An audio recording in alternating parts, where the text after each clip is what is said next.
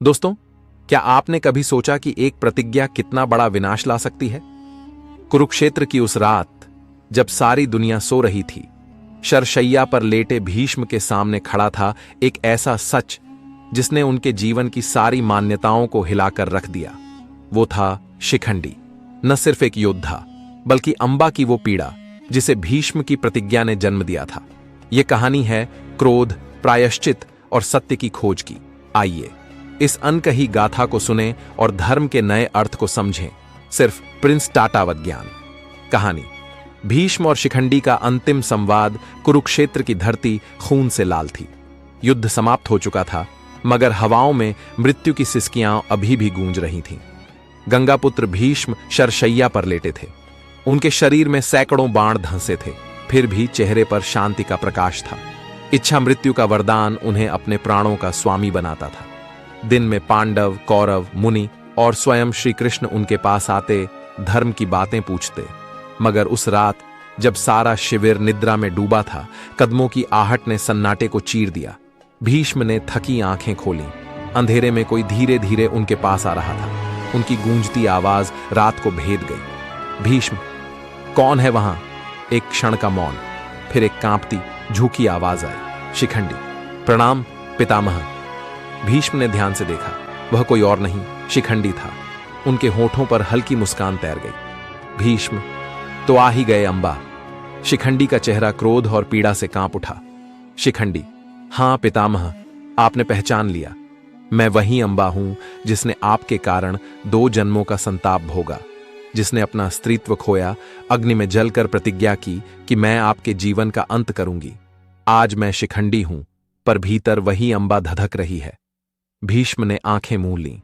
भीष्म, हां पुत्री, या कहूं पुत्र, मैं तुम्हें भली भांति पहचानता हूं। युद्ध भूमि में जब तुम मेरे सामने आए, उसी क्षण जान गया था कि यह अंबा का प्रतिशोध है। मैं चाहकर भी तुम पर बाण कैसे चला सकता था? तुम्हारे सामने मेरा धनुष स्वयं शिथिल हो गया। शिखंडी का स्वर तीखा हो उठा। शिखंडी, पर आप क्यों भूल जाते हैं पितामह कि यह सब क्यों हुआ? क्या आपने ही मेरे जीवन का अपहरण नहीं किया? क्या आपने एक कन्या की इच्छा को पैरों तले नहीं रौंदा? आपकी प्रतिज्ञा, आपका व्रत, सब मेरे जीवन की राख पर खड़ा है। जब मैंने आपसे विवाह की प्रार्थना की, तब आपका तथाकथित धर्म कहां गया था? तब क्यों आपकी प्रतिज्ञा एक निर्दोष कन्या पर भारी पड़ गई? आज आप धर्म का उपदेश दे रहे हैं, पर आपने स्वयं मुझे अधर्म की ज्वाला में झोंक दिया। शिखंडी की बातें बाणों की तरह भीष्म के हृदय को भेद रही थीं। कुछ क्षण मौन छाया, फिर भीष्म की आंखों से आंसू बह निकले।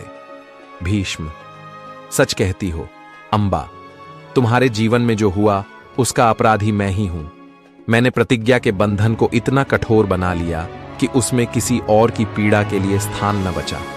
तुम्हारी आंखों में आंसू मैंने देखे, पर मेरी प्रतिज्ञा ने मुझे अंधा कर दिया। आज मैं स्वीकार करता हूं, तुम्हारा जीवन मैंने नष्ट किया। शिखंडी का स्वर कांपने लगा, पर क्रोध अभी बाकी था। शिखंडी, तो क्या यही धर्म है पितामह? अपनी प्रतिज्ञा के नाम पर एक स्त्री का सर्वनाश? आपने मुझे शाल्व से छीना, स्वयं ठुकराया और अपमान का बोझ देकर संसार में अकेला छोड़ दिया। मैंने तप किया, देवताओं से प्रार्थना की और अंततः युद्ध भूमि में आपके अंत का साधन बनी। यदि आज आप अपने अपराध स्वीकार भी कर लें, तो क्या मेरा जीवन लौट सकता है? भीष्म ने गहरी सांस ली।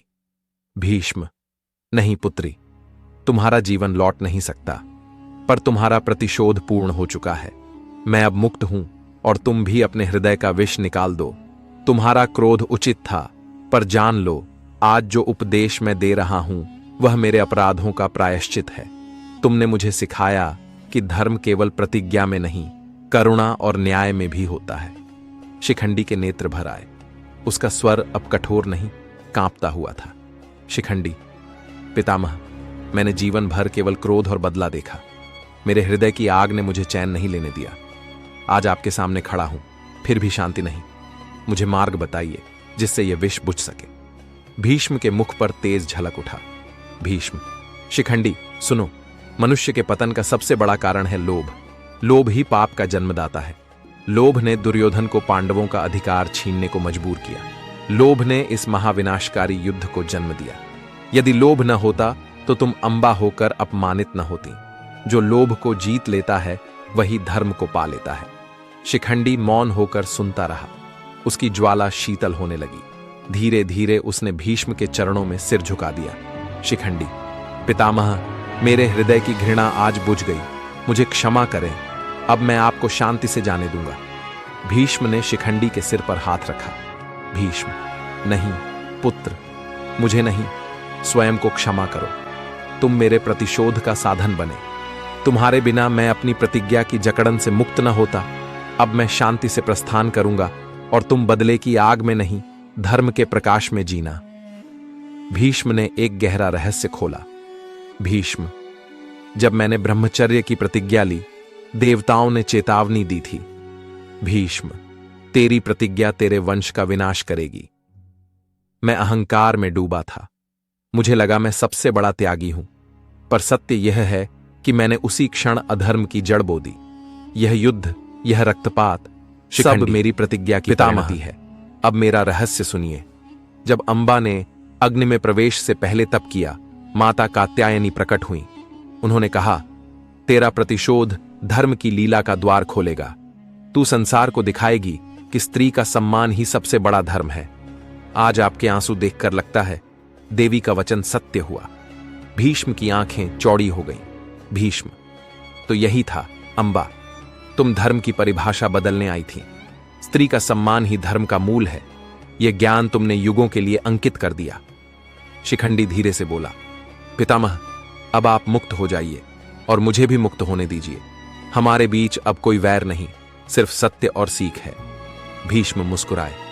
हां पुत्र, यह रहस्य अब संसार जानेगा। प्रतिज्ञा, धर्म और युद्ध से बड़ा सत्य है करुणा और न्याय। उस रात चंद्रमा रक्त सा चमक रहा था, मानो आकाश इस रहस्य का साक्षी बना हो। दो आत्माएं एक प्रतिज्ञा से बंधी, एक प्रतिशोध से जलती, अंततः शांति को प्राप्त हुई। दोस्तों, क्या यह कहानी आपके दिल को छू गई? क्या शिखंडी और भीष्म का यह संवाद आपको धर्म, करुणा और स्त्री सम्मान का असली अर्थ सिखा गया? अगर हां, तो इस वीडियो को अभी लाइक करें, अपने दोस्तों और परिवार के साथ शेयर करें और प्रिंस टाटावत ज्ञान को सब्सक्राइब करें। कमेंट में बताइए, क्या आप मानते हैं कि स्त्री का सम्मान ही धर्म का मूल है? इस सत्य को दुनिया तक पहुंचाने के लिए बेल आइकन दबाइए और हमारे साथ इस ज्ञान की यात्रा में शामिल हो जाइए।